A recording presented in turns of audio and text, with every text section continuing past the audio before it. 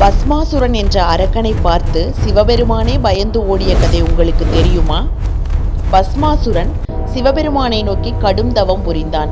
சிவன் அவன் முன் தோன்றிய போது அவன் ஒரு விசித்திரமான வரத்தை கேட்டான்.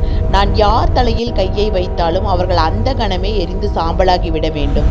பக்தன் கேட்ட வரத்தை யோசிக்காமல் வழங்கிவிட்டார் சிவபெருமான்.